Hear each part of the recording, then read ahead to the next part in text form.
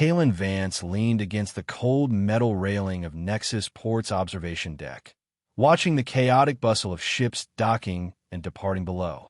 The acrid smell of fuel and the metallic tang of recycled air filled his nostrils, familiar sensations after years spent drifting between outposts like this one. His calloused fingers drummed impatiently on the railing as he waited for his contact to appear, the weight of his sidearm a constant presence against his hip. Nexus was exactly the kind of lawless, grimy spaceport where a man with questionable cargo could make a decent profit without too many questions.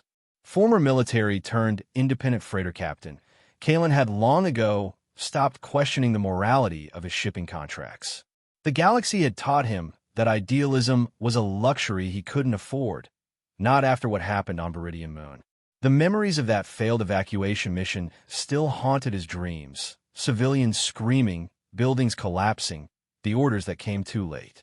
He'd save who he could before military command abandoned the outpost, but the faces of those left behind remained branded in his mind.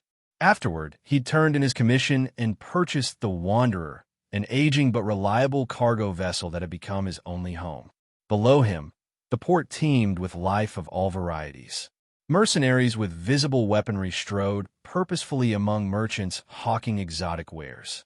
The babble of a dozen alien languages mixed with the constant mechanical hum of the station. In shadowy corners, furtive exchanges took place, credits for contraband, information for protection. Kalen's contact was already 20 minutes late, which meant either a better offer had materialized or trouble was brewing. Sighing, he pushed himself away from the railing. Perhaps a drink at the broken orbit would make the waiting more tolerable. He turned toward the corridor leading to the lower levels when a voice called out behind him. "Captain Vance?" The voice had an edge of desperation that put him instantly on alert. Kalen's hand moved toward his weapon as he pivoted to face the speaker. She stood 10 paces away, her stance wary but determined. A woman in her mid-30s with dark hair pulled back in a severe knot, wearing civilian clothes that had seen better days. Her face was thinner than he remembered, marked by a new scar across her right cheek, but her eyes, those same intense, intelligent eyes, sparked with recognition. "Dr. Lyra Cade," Kalen said, the name surfacing from memories of chaos and dust. From the Viridian Research Facility. 6 years had passed since he'd pulled her from the wreckage of the laboratory complex, bundling her onto the last evacuation shuttle before the separatist forces overran the settlement. She'd been a civilian scientist then, terrified but composed even as her world collapsed around her. But she wasn't alone now. A child clung to her leg, partially hidden behind the folds of Lyra's worn jacket. A little girl, perhaps 5 or 6 years old, with pale skin and a solemn expression. When the child looked up at Kalen, he felt a jolt of surprise. Her eyes were an impossible silver, with a subtle luminescence that seemed to shimmer in the dim light of the corridor. "You remember," Lyra said, relief evident in her voice. "Good. There isn't much time." She stepped forward, the child moving with her in perfect sync. Kalen noticed that Lyra's free hand kept close to a concealed pocket. Armed, then, and frightened. "What's this about, Dr. Cade? I'm in the middle of—" "You saved me years ago," she interrupted, her voice lowering as a group of dock workers passed nearby. "When they were alone again," she continued, "and left me with this." She nudged the child forward gently. Kalen stared at the little girl, then back at Lyra, confusion giving way to disbelief. "That's not possible," he said flatly. "We never—" "Not like that." Lyra cut him off, impatience flashing across her features. "But your actions that day set everything in motion. Your genetic sample during the evacuation processing. Remember the medical screening? OmniCorp used it in the program. Without consent, without knowledge." Kalen's mind raced. He vaguely recalled the mandatory medical screening before departure from Viridian. Standard procedure for evacuation protocols. Blood samples, tissue collection, biometric scans.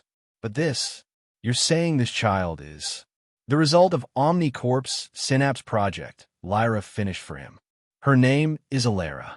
The girl stared up at him, unblinking and silent. Something about her gaze made Kalen profoundly uncomfortable, as though she could see more than just his physical presence. "This is insane," he muttered. "You show up after 6 years with some wild claim and a child who—" "The scar on your back," Lyra said quietly. "Left shoulder blade to right hip. You got it pulling me from beneath the collapsed beam in the Eastern Lab corridor. You told me it was a small price to pay for doing the right thing for once." Kalen fell silent. That detail wasn't in any report. No one knew about those words except the two of them. Before he could respond, a station-wide alert blared through the corridor. Red emergency lights began to pulse along the walls. "They're here," Lyra whispered, her face draining of color. "Omni Corp security. They tracked me faster than I anticipated." She grabbed Alara by the shoulders, kneeling to meet the child's eyes. "Remember what we practiced, little one. Be brave." Lyra pressed something into the girl's small hand, a strange metallic object about the size of a credit chip, but with intricate patterns etched into its surface. Then she straightened and pushed the child toward Kalen. "What are you doing?" he demanded, even as his hands automatically reached out to steady the girl. "Keep her safe," Lyra said, pulling a compact pulse pistol from her hidden pocket. "She's more important than either of us." The sound of boots on metal flooring echoed from the adjacent corridor. Lyra glanced toward the noise, then back at Kalen, her expression fierce. "The Northwestern docking bay. Your ship is there?" "Yes." "Get Alara there. I'll create a diversion." "Lyra, wait." But she was already moving, firing 3 rapid shots down the connecting passageway. Shouts and return fire erupted as she darted in the opposite direction from where Kalen stood with Alara. "Come with us," he called after her. She looked back just once. "They'll follow the tracking signature. I'm the one they're reading. Go." Kalen hesitated only a moment longer before his military training took over. Tactical assessment. Armed hostiles approaching. Civilian to protect. Exit route identified. He scooped up Alara, surprised by how light she felt, and began running toward the northwestern section of the port. "Hold on tight," he instructed the child, who wordlessly wrapped her arms around his neck. The port had erupted into chaos. The security alert had triggered a station-wide lockdown, with civilians rushing for shelter and port security personnel moving toward the disturbance. Kalen used the confusion to his advantage, weaving through panicked crowds and ducking into maintenance corridors when possible. A flash of movement to his right. 3 figures in the distinctive black, tactical gear of corporate security forces. Omnicorp's insignia gleamed on their shoulders. One spotted him and raised a weapon. "Target acquired," the mercenary shouted. Kalen pivoted behind a cargo container just as energy bolts sizzled past his head. With one arm still holding Alara, he drew his sidearm and fired back, not aiming to kill, but to delay. His shots struck a pressure panel on the wall, releasing a cloud of coolant steam that provided momentary cover. "We're going to play a game," he told Alara as he ran, trying to keep his voice steady. "Stay as quiet as you can, like hide and seek." The child nodded solemnly, her silver eyes wide but tearless. The lack of panic in her expression was almost unsettling. No normal child would be this composed during a firefight. They reached a junction where the main corridor branched into 3 directions. Kalen paused, orienting himself. The northwestern docking bay was still 2 levels down. The lifts would be locked down during the alert, which meant they needed to find alternate routes. This way, he decided, heading toward a narrow service passage marked with maintenance symbols. The passage led to a vertical access shaft with maintenance ladders extending both up and down the station's infrastructure. Kalen hesitated, looking at Alara. "I need to climb down," he explained. "Can you hold onto my back? Like a piggyback ride?" Without a word, Alara clambered around to his back, her small arms wrapping securely around his neck, legs around his waist. Her grip was surprisingly strong. "Good girl," he murmured, holstering his weapon and beginning the descent. They had descended only 1 level when shouts echoed from above. Omnicorp security had found the access shaft. Kalen increased his pace, ignoring the burn in his muscles and the sweat making his palms slick on the metal rungs. A bolt of energy scorched the wall beside him. Kalen let go of the ladder, allowing them to slide down several meters before catching himself again, the friction heating his gloves to painful levels. Alara remained silent throughout, her grip never faltering. They reached the bottom of the shaft, and Kalen kicked open the access panel, emerging into a dimly lit cargo handling area. Automated loaders moved silently along programmed paths, shifting containers from one conveyor system to another. Almost there, he told Alara as he set her down momentarily to check his bearings. The docking bay is just beyond that bulkhead. The child stood quietly beside him, clutching the strange metal object Lyra had given her. For the first time, Kalen noticed it seemed to pulse with a faint blue light synchronized to the girl's breathing. No time to question it now. He took her hand and led her through the cargo area, ducking behind containers whenever a loader passed nearby. The sounds of pursuit had faded, but Kalen knew better than to assume they'd lost their trackers. They reached the bulkhead door leading to the northwestern docking bay. Kalen punched in his access code, praying that the port security systems hadn't already locked him out. The panel flashed green. The heavy door slid open with a hydraulic hiss. The Wanderer sat in her berth, a battered but reliable mid-size freighter with an upgraded engine system that had cost Kalen most of his savings, but had proven worth every credit during previous narrow escapes. Her hull bore the scars of minor skirmishes and meteorite impacts, but to Kalen, she was beautiful, and more importantly, she was freedom. "That's our ride," he told Alara, urging her toward the boarding ramp. They were halfway to the ship when the bay doors behind them burst open. 4 Omnicorp security operatives poured in, weapons raised. "Halt!" the lead operative shouted. "Surrender the asset." "Asset, not child." Kalen's jaw tightened as he pushed Alara behind him, drawing his weapon again. "Go to the ship," he whispered to her. "Up the ramp. The entry code is 7-3-9-2. As Alara darted toward the Wanderer, Kalen opened fire, forcing the operatives to take cover.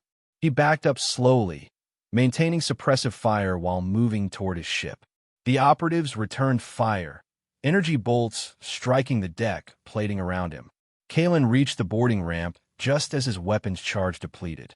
He sprinted up into the ship, slapping the ramp control as soon as he was inside. The ramp began to rise, sealing them off from the operatives who were now rushing forward. "Alara," he called, racing toward the cockpit. She was there, already strapped into the co-pilot's seat, watching him with those unnerving silver eyes. The metal object in her hand glowed brighter now, pulsing rapidly. Kalen dropped into the pilot's seat and activated the ship's systems. The Wanderer hummed to life around them, displays illuminating as engines powered up. Through the viewport, he could see the operatives attempting to override the docking clamps.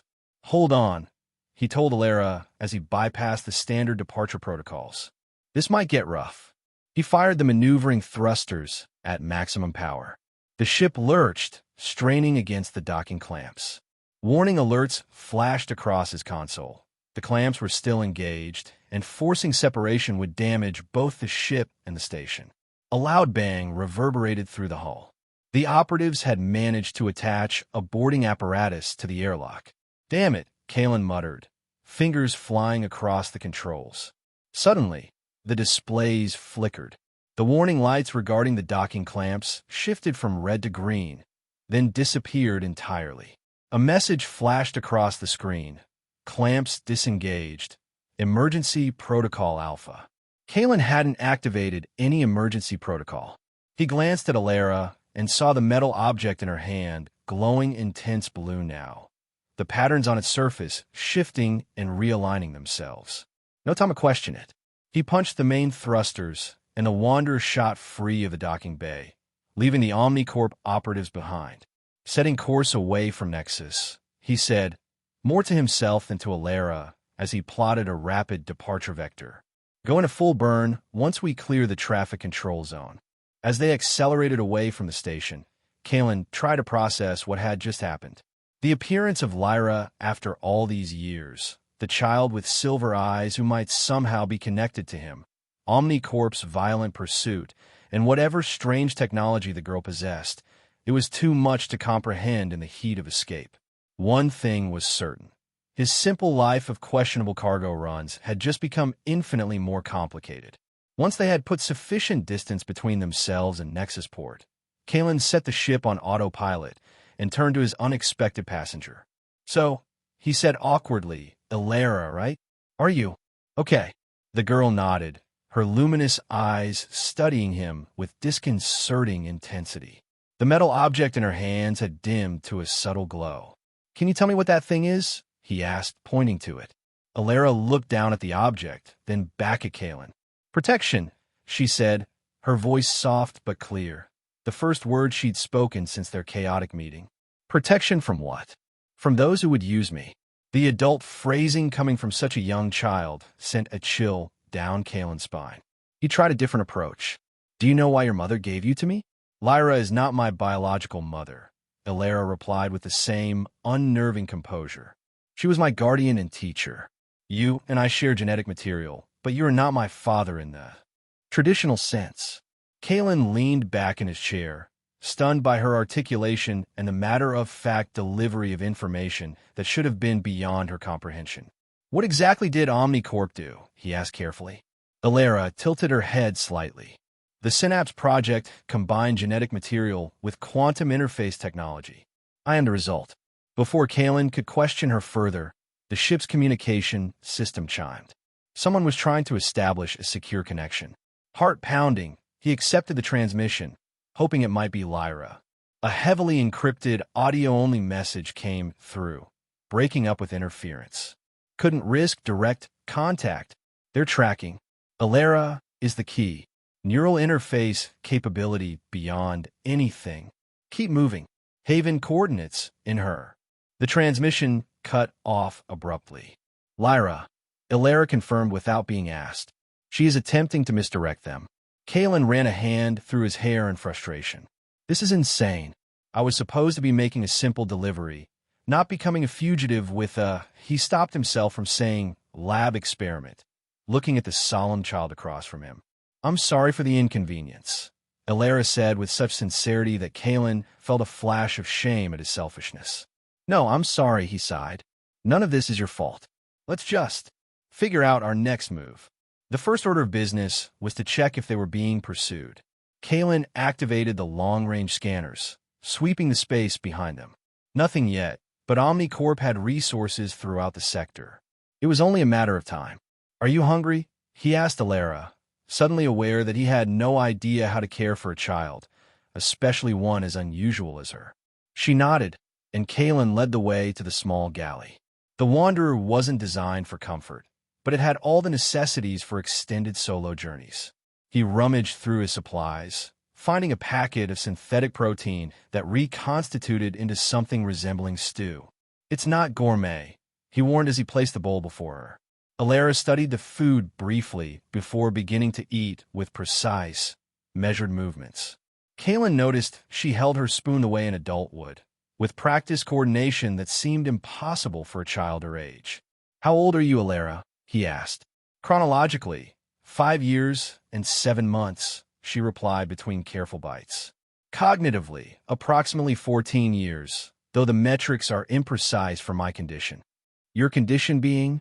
"Accelerated neural development coupled with quantum sensitivity." She set down her spoon. "I can sense and interact with electromagnetic fields and certain digital systems." The project intended to create human interfaces for advanced technological systems. Kalen tried to process this information. "So that thing you're holding, a quantum resonator. It amplifies and helps me control my abilities. Lyra took it when we escaped." As if to demonstrate, Ilara held the resonator near the galley's light control panel. The lights dimmed and brightened in rhythm with her breathing. Kalen watched, fascinated and disturbed. "That's how the docking clamps released," he realized aloud. Ilara nodded. "I perceived the system's architecture and temporarily overrode the safety protocols." Kalen sat back, the implications dawning on him. No wonder Omnicorp was so determined to recapture her. A human who could interface directly with technology would be invaluable for espionage, weapons systems, and countless other applications. "We need to disappear," he decided. somewhere off the major trade routes. A warning alarm interrupted his thoughts. The ship's proximity sensors had detected another vessel approaching rapidly from behind, a sleek, military-grade pursuit craft bearing Omnicorp markings. "They've found us already," Kalen muttered, rushing back to the cockpit with Alara close behind. The pursuit craft was closing fast, its engines clearly superior to the Wanderer's aging propulsion system. Kalen's mind raced through options. They couldn't outrun it, and the Wanderer's defensive capabilities were limited to basic shields and a small point defense system meant for meteoroid deflection. "I need to plot a new course," he said, fingers flying over the navigation controls. Somewhere to lose them. He considered their location. They were near the Caldera Nebula, a region notorious for electromagnetic disturbances and dense asteroid fields. Dangerous for navigation, but potentially useful for evasion. "Alara, strap in," he instructed as he set a course directly into the nebula's outer boundary. "This is going to get turbulent." As the Wanderer banked sharply toward the swirling gases of the nebula, the proximity warning blared again. The Omnicorp vessel had launch pursuit drones, smaller, faster craft designed to disable engines and weapon systems. "Damn it," Kalen hissed, initiating evasive maneuvers. The Wanderer shuddered under the strain as he pushed its maneuvering thrusters beyond recommended parameters. The first drone closed rapidly, weapons system powering up. Kalen activated the point defense system, but it wasn't designed for this kind of threat. Suddenly, the drone's trajectory wobbled. Its guidance lights flickered and died. The craft veered off course, tumbling uselessly into space. Kalen glanced at Alara. She sat perfectly still, eyes closed in concentration, the quantum resonator glowing brightly in her hands. The second drone approached, and like the first, suddenly malfunctioned, its systems going dark. "Are you doing that?" he asked, amazed. Alara opened her eyes, looking drained. "Simple systems, limited range, cannot affect the main vessel." Kalen turned his attention back to piloting. They had reached the nebula's boundary, where clouds of ionized gas obscured visibility and disrupted sensor readings. Perfect for hiding, but treacherous to navigate. "Hold on," he warned again as they plunged into the multicolored haze. The Wanderer's hull creaked as they entered the nebula.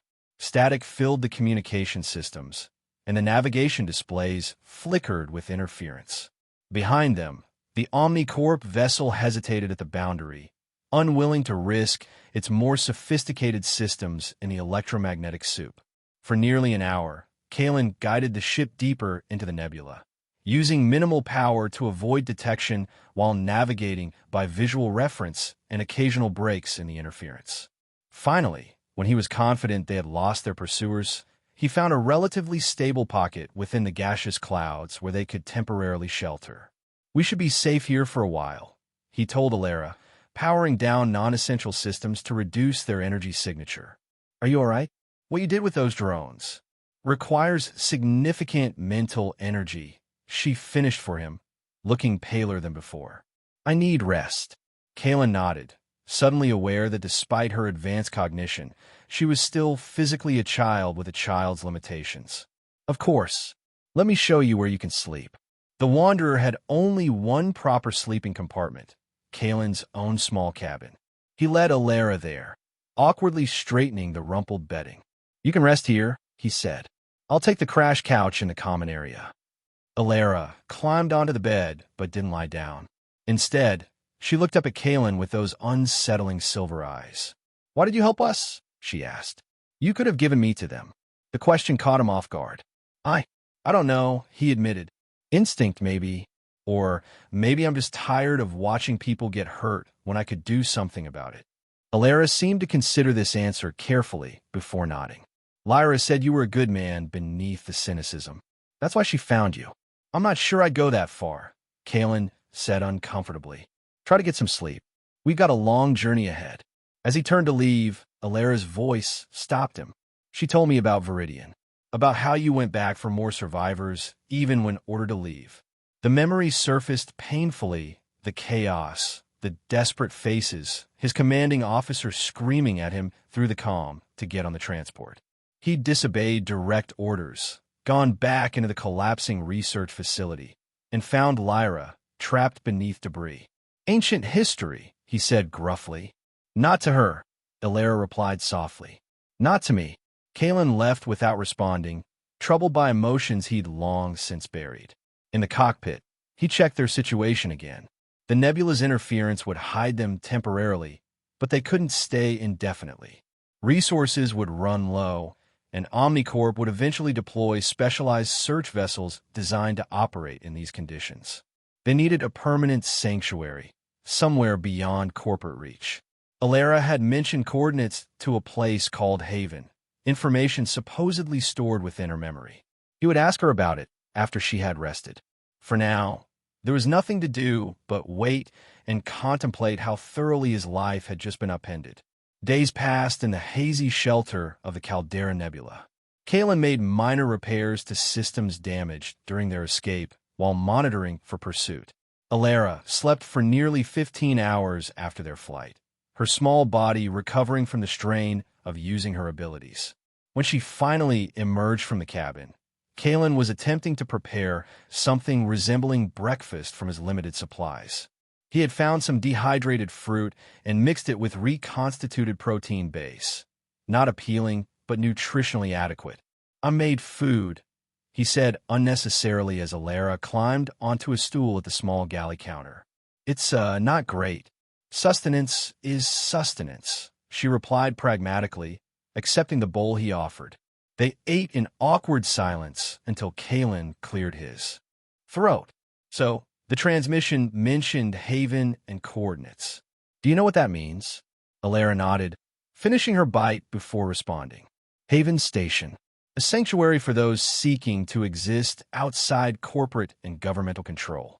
Lyra and I were attempting to reach it when Omnicorp's tracking algorithms identified our transport signature at Nexus. And you know how to find this place?" "Yes." She set down her spoon and closed her eyes. After a moment, she recited a string of coordinates, not in standard navigational format, but in an unfamiliar mathematical sequence. Kalen recorded the numbers, frowning. "These aren't standard coordinates. They're encrypted, a security measure. The resonator can decode them when we're closer to the reference point." Kalen rubbed his temples. Every answer seemed to raise more questions. "And where exactly is this reference point?" "The Ripper's Veil." He straightened in surprise. The Ripper's Veil was a notorious region of space where multiple dimensional fractures created unpredictable gravitational anomalies. Ships that ventured there rarely returned, their hulls twisted by forces that defied conventional physics. It was the perfect place to hide something you never wanted found. "That's a death trap," he said flatly. "Only without proper guidance," Ilera countered. The resonator was calibrated to navigate the Veil's dimensional instabilities. Kalen leaned back, considering their options. Staying in the nebula was temporary at best. Returning to civilized space meant eventually being found by Omnicorp. The Veil was a desperate gamble, but perhaps their only viable choice. "It's at least 5 days' journey from here," he said finally. "Assuming we can evade pursuit, we should depart at the earliest opportunity," Ilera advised. "Omnicorp will deploy specialized tracking vessels calibrated for nebula conditions. Estimated arrival, 36 hours. Kalen raised an eyebrow. "You seem very certain about their capabilities." "I had access to their security protocols during my time in the facility," she explained. "Standard operating procedure for high-value asset recovery." The casual way she referred to herself as an asset troubled Kalen deeply. What kind of existence had this child known? Raised in a laboratory, valued only for the abilities that had been engineered into her genetic code. "You're not an asset," he said firmly. "You're a person." Ilera tilted her head, studying him with those luminous eyes. "Taxonomically, yes. But functionally, I was created to serve a purpose." "Well, that purpose has changed," Kalen replied. "Now your purpose is to be a kid and stay alive. Maybe find out who you are beyond what they designed you to be." The concept seemed to puzzle her. "Who I am," she repeated slowly, as if testing unfamiliar words. Kalen felt suddenly out of his depth. He had no idea how to care for a normal child, let alone one with Alara's unique circumstances. But something protective stirred within him, a determination that this solemn, silver-eyed girl would have a chance at something better than being Omnicorp's technological interface. Let's start with the basics, he suggested. Things you like and don't like. Favorite colors. What makes you curious?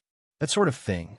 Over the next few days, as they cautiously navigated out of the nebula on a circuitous route toward the Ripper's Veil, Kaylin learned bits and pieces about Alara beyond her artificial origins. She was fascinated by stellar phenomena and could recite complex astronomical data from memory. She preferred blue to all other colors because it had harmonious frequencies. She disliked the texture of synthetic protein, but ate it without complaint. She had never seen a real animal, only holographic representations. For his part, Kalen found himself sharing stories of his travels, the aurora veils of Theron Prime, the floating crystal forests of Alabaster, the massive space whales that migrated through the cerulean expanse. Alara absorbed these tales with quiet enthusiasm, asking precise questions that revealed her scientific mind and her lack of normal childhood experiences. At night, or what passed for night on their artificial ship schedule, Kalen would find Alara sitting in the cockpit, staring out at the stars with longing. On the third evening, he joined her. "Couldn't sleep?" he asked. She shook her head. "I was calculating probabilities." "Sounds relaxing." A hint of a smile touched her lips, the first he had seen. "It is actually. Mathematics has patterns. Comfort in predictability." "And what probabilities were you calculating?" Her expression sobered. "Survival rates for various scenarios upon reaching the Veil." Kalen winced. Not exactly bedtime thoughts for a 5-year-old. "And variables are too numerous for precise calculation, but estimated survival probability ranges from 32 to 68% depending on pursuit, scenarios, and Veil conditions." "We've faced worse odds," Kalen said with forced confidence. Alara looked at him curiously. "Have we?" "Figure of speech," he admitted. "But I pulled through some tight spots before. We'll manage this one, too." She nodded, accepting his reassurance with more trust than he felt he deserved. They sat in comfortable silence for a while, watching the starfield shift as the Wanderer continued its journey. "What will happen at Haven?" Alara asked eventually. Kalen had been wondering the same thing. "I'm not sure," he answered honestly. "But it must be a place where you can be safe, where Omnicorp can't reach you. And you? Will you stay?" The question caught him off guard. He had been thinking only as far ahead as reaching Haven, not what came after. His life before had been solitary by choice, a freighter captain answering to no one, responsible for nothing beyond his cargo and his ship. The thought of permanent responsibility for a child, especially one as unique as Alara, was overwhelming. "I don't know," he said finally. "Let's focus on getting there first." Alara accepted this non-answer with a small nod, but something in her posture suggested disappointment. It bothered Kalen more than he wanted to admit. On the 5th day of their journey, they had almost reached the coordinates that would serve as the reference point for Haven's location. The Ripper's Veil loomed ahead, a region of space where light itself seemed to bend and ripple, creating an eerie, shifting curtain of distorted starlight.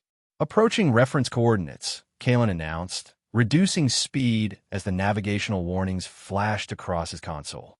"Alara, if that resonator of yours has any navigation tricks, now would be the time." Alara joined him in the cockpit, the quantum resonator glowing blue in her hands. She placed down the console, where it pulsed in sync with her breathing. "Decryption process initiated," she said, her eyes half closed in concentration. "The resonator is calculating the safe passage vector based on current Veil configurations." The ship's displays flickered as the resonator interfaced with them. Data in an unfamiliar format scrolled across the screens, too fast for Kalen to interpret. The main view screen shifted, highlighting certain ripples and distortions within the Veil that would have been indistinguishable to normal sensors. "There," Alara said, pointing to a specific pattern within the chaotic display. "That's our entry point. The passage shifts every 17 minutes. We must time our approach precisely." Kalen adjusted course accordingly, hands steady on the controls despite his apprehension. The Wanderer edged closer to the veil, its sensors struggling to maintain coherent readings as they approached the dimensional anomalies. 5 minutes to optimal entry window, Ilera reported. The proximity alert suddenly blared to life. Kalen's heart sank as he checked the rear scanners. 3 vessels had appeared behind them, closing rapidly. Omnicore pursuit craft, sleeker and more heavily armed than the previous one. "They found us," he said grimly. "Probability was high," Ilera acknowledged, though her voice betrayed a slight tremor. "We must reach the entry point before they're within weapons range." Kalen pushed the Wanderer's engines to maximum, heading straight for the rippling distortion Ilera had identified. The ship shuddered in protest as it accelerated toward the veil's edge. 2 minutes to entry window, Ilera continued, her small hands gripping the edge of the console. The lead pursuit craft launched a warning shot, an energy pulse that dissipated harmlessly 100 meters behind them, but conveyed its message clearly. The next one would miss. 1 minute, Ilera said. The resonator's glow intensified, patterns shifting rapidly across its surface. The second warning shot came closer, its energy wake rocking the Wanderer slightly. Kalen gritted his teeth and maintained course, even as warning indicators flashed across his console. "Entry window opening," Ilera announced, her voice taking on an almost mechanical quality as she interfaced with the resonator. "Approach vector locked." The pursuing vessels fired again. Not a warning this time, but targeted shots aimed at their propulsion systems. Kalen executed a series of evasive maneuvers while maintaining their general heading toward the entry point. 10 seconds, Ilera counted down. 9-8. The Wanderer lurched violently as a glancing hit struck their port stabilizer. Kalen fought the controls, keeping them on course through sheer will and experience. 3, 2, 1. Now, Kalen pushed the ship forward into the rippling distortion. The moment they crossed the threshold, reality itself seemed to bend around them. The view screen filled with impossible colors and twisted geometries as the dimensional fractures of the veil enveloped the Wanderer. The pursuing ships halted at the boundary, unwilling to follow without the guidance that Ilera's resonator provided. Their weapons' fire dissipated harmlessly against the dimensional fluctuations. Inside the veil, the Wanderer shuddered and groaned. Instruments flickered wildly, gravity fluctuated, and Kalen felt a momentary sensation of being in multiple places simultaneously. His stomach lurched as space itself twisted around them. "Maintain current vector," Ilera instructed, her eyes now fully closed, hands splayed across the resonator. "Follow the blue path." Kalen could actually see it, a faint blue trail amid the chaos, visible only because the resonator was somehow translating the dimensional distortions into something his human senses could comprehend. He followed it instinctively, ignoring the screaming warnings from the ship's systems. For 20 harrowing minutes, they navigated through the heart of the Ripper's Veil, each moment feeling like they were sailing on the edge of oblivion. The Wanderer's hull creaked under stresses it was never designed to withstand, and several minor systems failed completely. Then abruptly, the chaos receded. They emerged into a pocket of relatively normal space, a bubble of stability within the veil. And there, nestled within this hidden sanctuary, was a massive asteroid nearly 20 kilometers across, its surface dotted with lights and structures.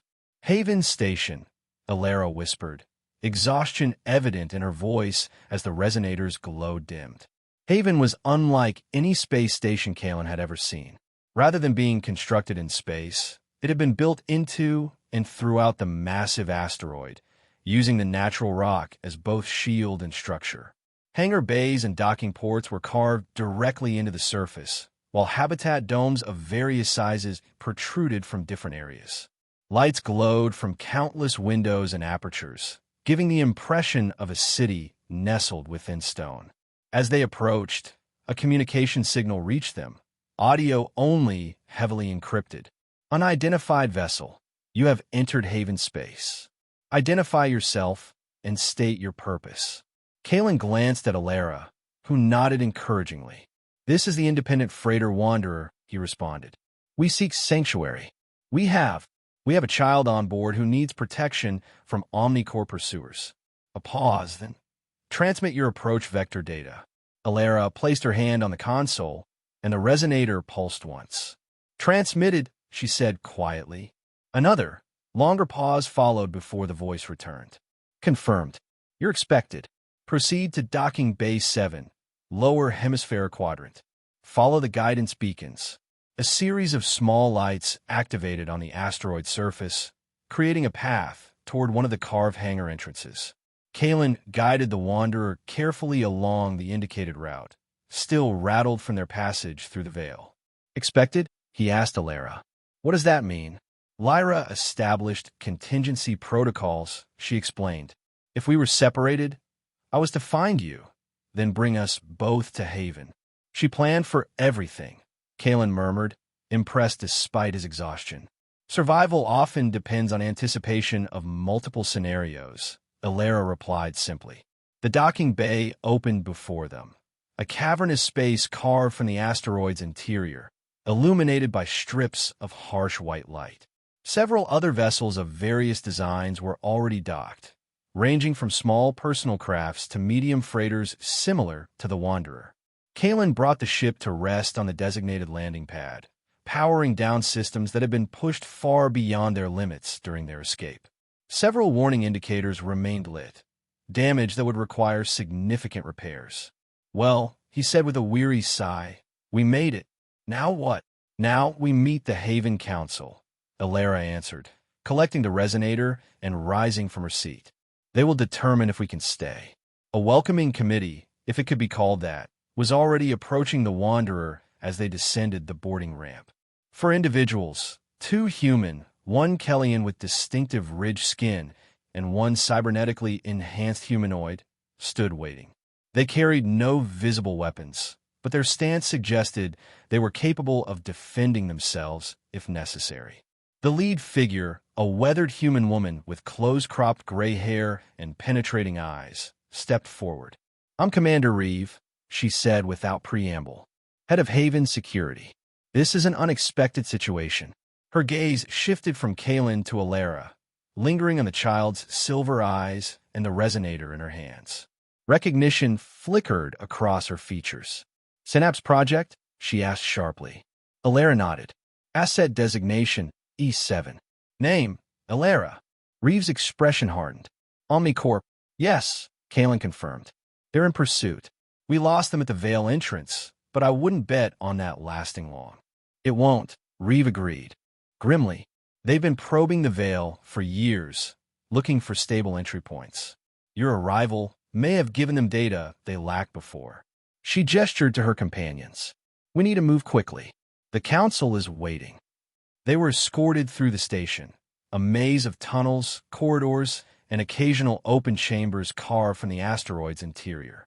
The architecture was utilitarian but impressive, making clever use of a natural formation while incorporating technology seamlessly into the rock.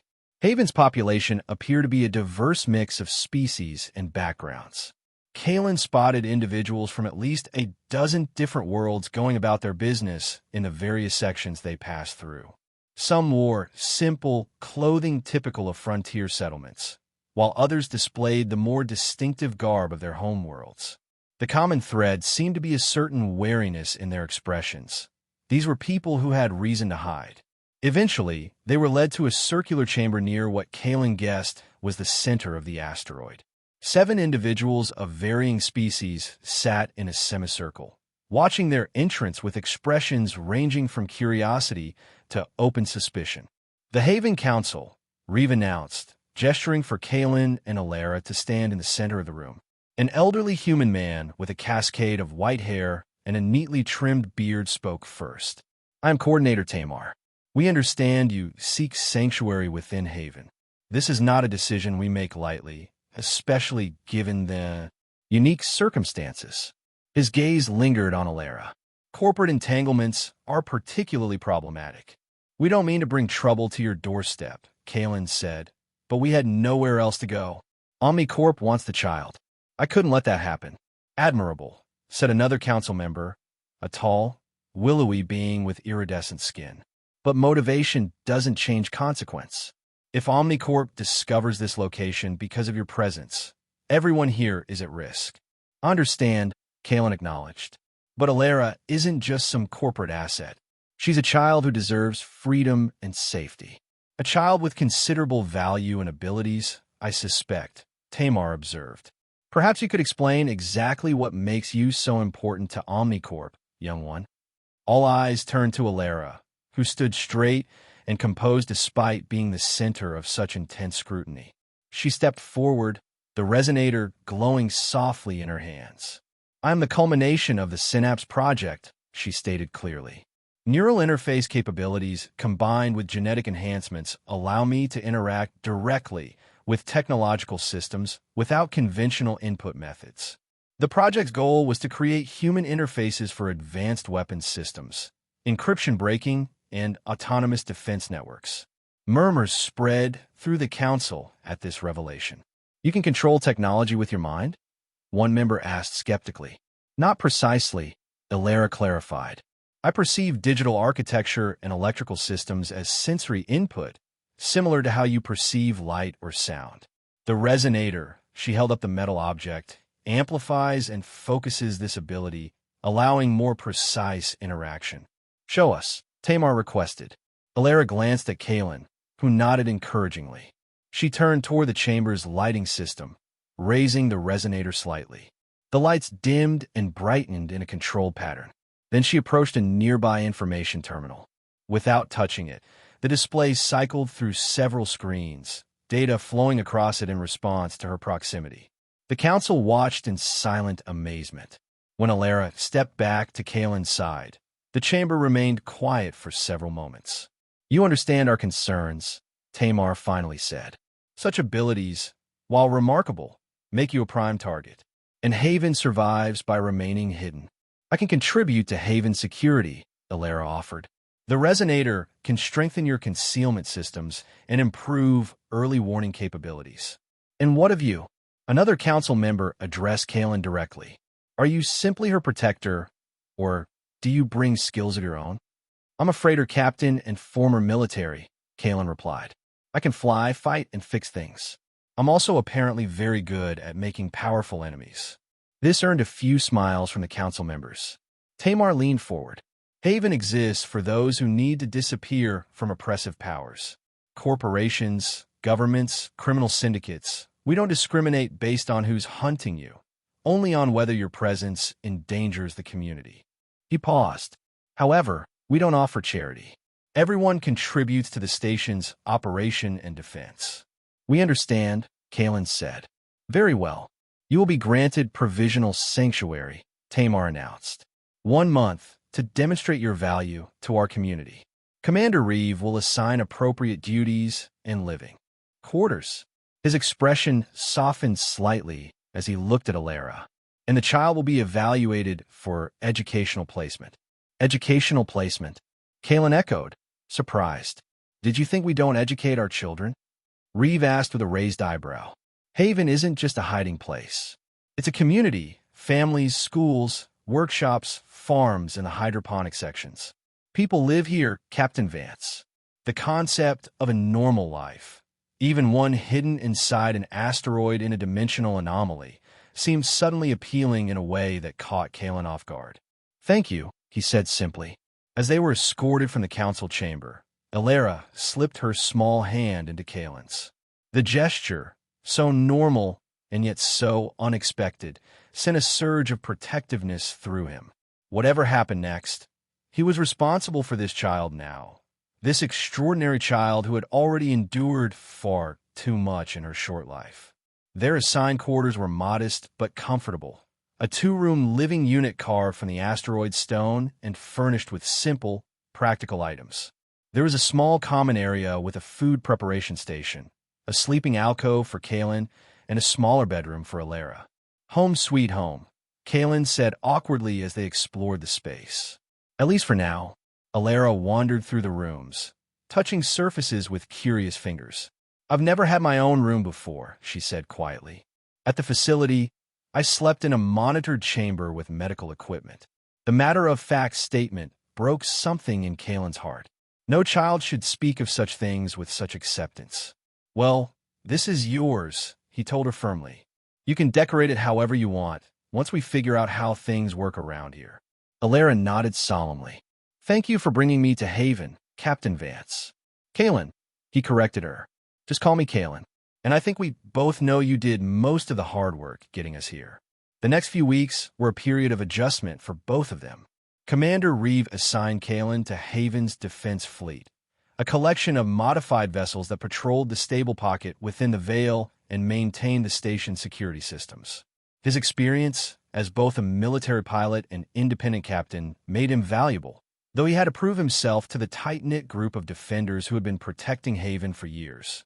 The Wanderer underwent repairs in Haven's maintenance bay, with Kaylin working alongside the station's engineers to address the damage sustained during their escape. He found an unexpected satisfaction in the routine of honest work and regular hours, so different from the unpredictable life of a cargo runner. Alara, meanwhile, was assessed by Haven's education specialists, who were simultaneously impressed by her advanced cognitive abilities and concerned about her social development. She was placed in a special learning program that balanced her intellectual needs with crucial socialization among other children. Each evening, they would reconvene in their quarters, sharing meals and stories of their day. Kaylin found himself looking forward to these moments, hearing Alara describe new concepts she had learned or watching her cautious excitement when she made a social connection with another child. 2 weeks into their stay, Kaylin was in the Defense Command Center when alerts sounded. A vessel was attempting to navigate the Veil, following a path similar to the one they had used to reach Haven. Omnicorp? He asked Reeve, who was studying the tracking data with a grim expression. Signature matches their pursuit craft, she confirmed. They're being more cautious than I expected, sending only one vessel first. They're testing the waters, Kaylin said. If this one makes it through, more will follow. Reeve nodded. Exactly my assessment. We need to ensure it doesn't reach Haven space. She activated the command center's communication system. Defense Team Alpha, scramble to intercept coordinates. This is not a drill. Kaylin moved toward the exit, but Reeve caught his arm. Where do you think you're going, Vance? To help, he said, surprised by the question. You're not cleared for combat operations yet, she reminded him. Observation only for now. Those are the rules. Frustration welled within him, but he recognized the wisdom in her caution. Haven couldn't afford to fully trust newcomers with its defense, no matter how well-intentioned they might be. Kaylin watched from the command center as Haven's defenders deployed. Their tactics were impressive, using the Veil's dimensional distortions as both cover and weapon. The intruding vessel never made it within scanner range of the station before being disabled and captured. When the Omnicorp crew was brought in for interrogation, Kaylin expected to be excluded. Instead, Reeve gestured for him to join her. They're looking for you and the girl, she said bluntly. You might recognize someone, or they might recognize you. Either way, useful information. The captured crew consisted of 3 Omnicorp security operatives and a tech specialist. None were familiar to Kaylin, but their reaction to his presence was revealing. Recognition followed by poorly concealed surprise. They weren't expecting us to reach Haven, Kaylin realized aloud. They thought we died in the Veil, which gives us an advantage, Reeve said thoughtfully. But not for long. Once this team fails to report back, they'll send more. The interrogation yielded limited information. The operatives were compartmentalized, knowing only their specific mission parameters: locate and retrieve Asset E7, capture or eliminate accompanying personnel. They had no knowledge of Haven itself, only coordinates for following the Wanderer's trail through the Veil. We need to blind their tracking capability, Reeve decided after the prisoners were removed. Otherwise, we're just delaying the inevitable. Alara might be able to help with that, Kaylin suggested. If Omnicorp is using quantum relay technology to track the resonator's signature, she might be able to mask or alter it. Reeve considered this. Bring her to the tech lab tomorrow. We'll see what can be done. When Kalen returned to their quarters that evening, he found Alara sitting cross-legged on the floor, the resonator floating several centimeters above her outstretched palms, pulsing with gentle blue light. "New trick?" he asked, trying to keep his voice casual despite his concern about the day's events. "Practicing focus and control," she explained, not breaking her concentration. "Dr. Kieran in the Education Center says I need to develop precision." Kalen sat down across from her. "Omnicorp found a way into the veil today," he said gently. "They were caught before they got close, but—" The resonator dropped to Alara's hands as her concentration broke. Her silver eyes widened with fear, a rare display of childlike emotion that made her seem suddenly younger and more vulnerable. "They won't stop," she whispered. "No, they won't," Kalen agreed. "But neither will we. Commander Reeve wants you to help with masking the resonator's signature tomorrow. Think you can do that?" Alara nodded, her expression shifting back to determination. "I can modify its quantum frequency. It will require recalibration of my neural connection, but it's possible." "Good," Kalen said, then hesitated. "Alara, I need to ask you something important. If things get bad, if it seems like Haven might be compromised because of us, would you be willing to leave? Just the two of us." "You would do that?" she asked. "Leave safety to protect others?" "It's the right thing to do," he said simply. "I won't endanger everyone here because of our problems." Alara studied him with that penetrating gaze that seemed to see beyond his physical presence. "Then yes, we would leave together." The next morning, they reported to Haven's technology lab, a surprisingly advanced facility given the station's hidden nature. Dr. Kieran, Alara's instructor, was already there with Commander Reeve and several technical specialists. Alara placed the resonator on a scanning platform, explaining its function with a clarity that impressed even the senior technicians. "The quantum entanglement core allows instantaneous communication across vast distances," she said. "It's how Omnicorp tracks it, and by extension me." "Can you sever that connection?" Reeve asked. "Not without rendering it inoperable," Alara replied. "But I can alter its harmonic frequency to broadcast false positives while masking our true location." For hours, Alara worked with Haven's technical team, her small hands manipulating the resonator's internal components while her mind interfaced directly with its quantum architecture. Kalen watched with a mixture of pride and concern as she pushed herself to the limits of her abilities. By late afternoon, exhaustion had left Alara pale and shaking, but triumphant. The resonator now pulsed with a slightly different pattern, more complex and somehow deeper. "It's done," she announced. "The tracking signature now points to 17 different locations across the sector, none of them here. Omnicorp's systems will be unable to distinguish the real signal." Dr. Kieran helped her down from the high stool where she'd been working. "That's enough for today. You need rest and nutrition after that effort." As they walked back to their quarters, Kalen noticed Alara stumbling slightly. Without comment, he scooped her up and carried her the rest of the way. She didn't protest, instead resting her head against his shoulder, another rare moment of normal childhood behavior that tugged at his heart. "Did I do well?" she asked softly as they reached their door. "You were amazing," he told her truthfully. "You may have just saved everyone on this station." A small smile touched her lips before her eyes drifted closed in. Exhaustion. The next few days brought a tense calm as they waited to see if Alara's modifications to the resonator would fool Omnicorp's tracking systems. Haven's long-range sensors detected increased activity at the edges of the veil, multiple corporate vessels probing different entry points, following the false trails Alara had created. None found a correct path. As a week passed without further incursions, the atmosphere in Haven gradually relaxed. Kalen continued his integration into the defense team, now permitted to participate in training exercises and patrol rotations.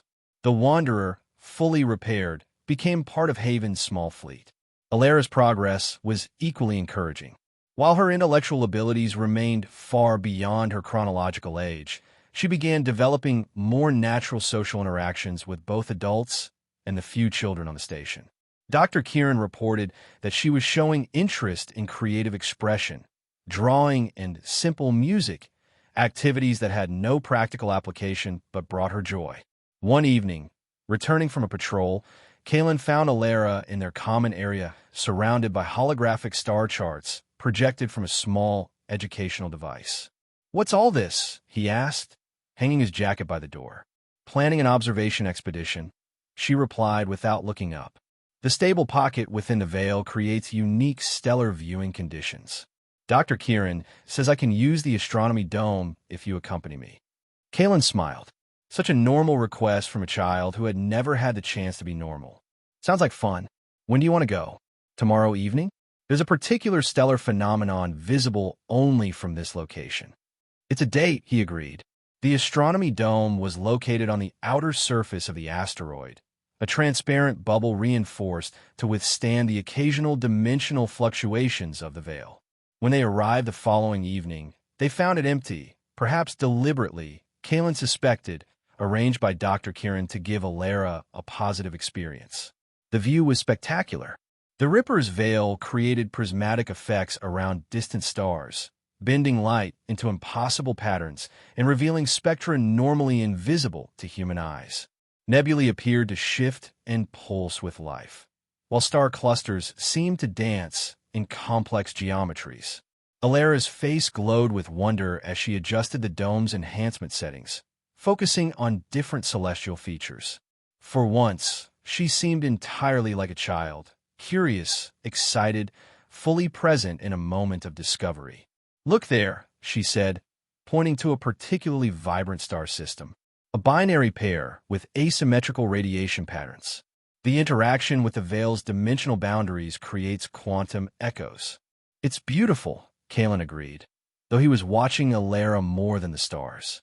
In that moment, it struck him how attached he had become to this remarkable child who had so unexpectedly entered his life. The thought of returning to his solitary existence as a cargo runner seemed suddenly hollow and unappealing. "Alara," he said carefully, "would you like to stay here? At Haven, I mean. Permanently." She turned to him, her silver eyes reflecting the starlight. "With you?" "Yes, with me. If you want that." She considered this with her characteristic thoughtfulness. "Is that what you want?" Kaylin realized it was.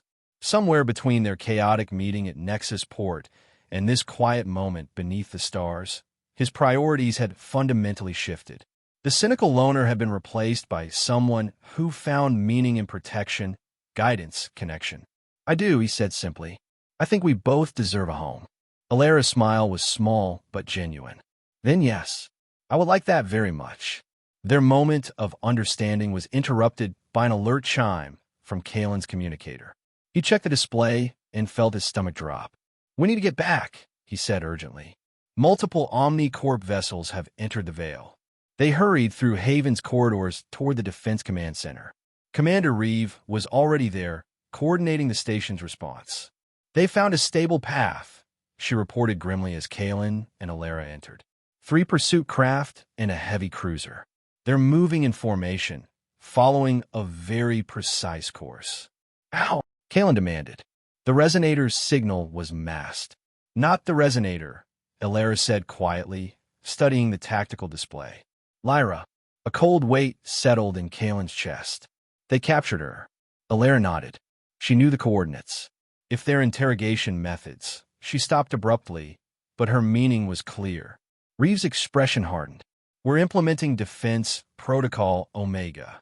All non-essential personnel to shelter areas. Defense teams to battle stations." She turned to Kaylin. "You're with Beta Team. The Wanderer's weapons have been upgraded. Put them to good use." Kaylin hesitated, looking at Alara. "What about?" "I'll stay in the command center," Alara said firmly. "I can help coordinate defense systems through the resonator." Reeve nodded. "Dr. Kieran will be with her." "Go, Captain. We need every pilot." The battle for Haven began in the swirling chaos of the Ripper's Veil. Haven's defenders used their intimate knowledge of the dimensional anomalies to ambush the approaching Omni-Corp vessels, striking from unexpected vectors and disappearing before effective countermeasures could be deployed. Kaylin, piloting the Wanderer with a skill born of years of experience, led several successful attack runs against the smaller pursuit craft. The upgrades to his ship's weapons systems proved their worth, disabling one vessel's propulsion and forcing another to retreat with significant damage. But the corporate heavy cruiser was another matter entirely. Its reinforced hull shrugged off Haven's attacks, and its superior weapons kept the defending ships at a distance. Slowly but inexorably, it advanced toward the station. In the command center, Elara watched the tactical displays with growing concern.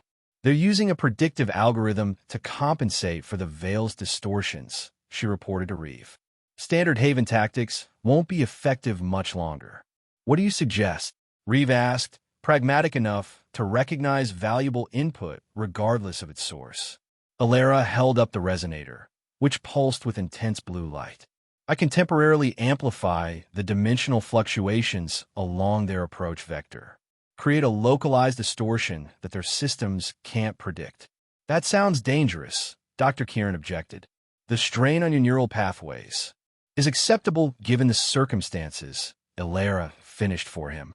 "Haven has protected us. This is my contribution to its defense." Reeve studied her for a moment, then nodded sharply. "Do it. I'll alert our vessels to pull back from the affected sector." Kalen received the order to withdraw just as he was positioning for another attack run on the cruiser. "All Haven vessels, immediate retreat from Sector 7. Reeve's voice commanded over the comm. "Repeat, clear Sector 7 immediately." He complied, guiding the Wanderer away from the engagement zone and toward the rendezvous coordinates. Through the viewport, he could see the other defending ships doing the same, pulling back in perfect coordination. What were they planning? He wondered. Then he felt it, a ripple in reality itself, more intense than anything he had experienced during their initial passage through the Veil. The space between the Haven fleet and the Omnicorp vessels seemed to fold and twist, dimensions buckling under some incredible stress. The cruiser, caught in the center of the distortion, began to break apart, not from weapons fire, but from fundamental forces pulling its structure in physically impossible directions. Metal twisted and snapped as hull plates were subjected to stresses from multiple dimensional planes simultaneously. Within minutes, the mighty vessel had been reduced to scattered debris, its pieces distributed across different dimensional pockets within the Veil. The remaining pursuit craft, witnessing the cruiser's destruction, turned and fled, navigating erratically back toward the safety of normal space. When Kalen returned to the command center after docking, he found Elara unconscious in Dr. Kieran's arms. The resonator clutched to her chest, its light dimmed to a faint glow. "Is she?" he began, fear gripping his heart. "Exhausted but stable," Kieran assured him. What she did, channeling and directing the Veil's dimensional energies, should have been impossible. The neurological strain would kill an adult, let alone a child. But she did it, Reeve said, a new respect in her voice. She saved Haven. Kalen took Elara from Kieran, cradling her small form carefully. "She's always been impossible," he said softly, "in all the best ways." It took 3 days for Elara to regain consciousness. Kalen rarely left her side in the medical bay, sleeping in an uncomfortable chair by her bed and leaving only when Dr. Kieran insisted he eat or attend to basic needs. When she finally opened her eyes, Kalen was dozing in the chair. He woke to the sensation of a small hand touching his. "You stayed," Elara said weakly. Relief flooded through him. "Of course I stayed. You scare me half to death with that stunt." "Did it work? Is Haven safe?" "Yes," he assured her. The Omnicorp cruiser was destroyed, and the remaining ships retreated. "You're quite the hero around here now." She smiled faintly. "Not a hero, just protecting my home. My home." The words warmed something deep in Kalen's chest. "That's what you did. And when you're better, we'll make it official. The Council has granted us permanent residence. No more provisional status." Really, for once, she sounded like the child she was, hopeful and excited. "Really? We're home, Elara. For as long as we want to be." 2 weeks later, fully recovered, Elara stood with Kalen in the council chamber once again. This time, however, they were not being judged, but welcomed. Coordinator Tamar performed a simple ceremony, officially recording them in Haven's permanent registry as residents. and as family. Captain Kalen Vance, guardian of Alara Vance, he proclaimed. May you find peace and purpose within our community. Guardian. The word felt right. Not quite a father in the traditional sense, but a protector, a guide, a constant presence. Alara had chosen to take his surname as well, a decision that had brought unexpected emotion to Kalen when she suggested it. That evening, they returned to the astronomy dome to watch the stars together, a celebration of their new status and a moment to reflect on how far they had come. Do you think they'll come back? Alara asked as they gazed at the spectral beauty of the veil. Omnicorp, eventually, Kalen answered honestly. Corporations have long memories and deep resources, but they'll find a different haven by then, stronger, more prepared. And a different Alara, she added thoughtfully. Dr. Kieran says my abilities are still developing. The neural pathways are adapting, evolving. Kalen studied her profile in the starlight. Just remember that your abilities don't define you. You're more than what Omnicorp designed you to be. She nodded, her silver eyes reflecting the cosmos. I'm beginning to understand that. Here, I could be both the interface and the child, the creation and the person. And I'll be here, whatever you become, Kalen promised. Alara smiled, a full, genuine expression that transformed her solemn face. I know. That's the most important part. Above them, the impossible geometries of the Ripper's veil shifted and danced, hiding their sanctuary from a galaxy that would exploit Alara's gifts without consideration for her humanity. Within this pocket of safety, surrounded by a community of fellow refugees and outcasts, they had found something neither had truly experienced before, a sense of belonging. The resonator rested in Alara's lap, its blue glow synchronizing with the ambient lights of the astronomy dome. No longer just a tool of control or a target for pursuit, it had become a symbol of possibility, of connection between worlds, between minds, between two people brought together by circumstance and bound now by choice. Kalen, once a solitary wanderer haunted by past failures, had found redemption in protection rather than escape.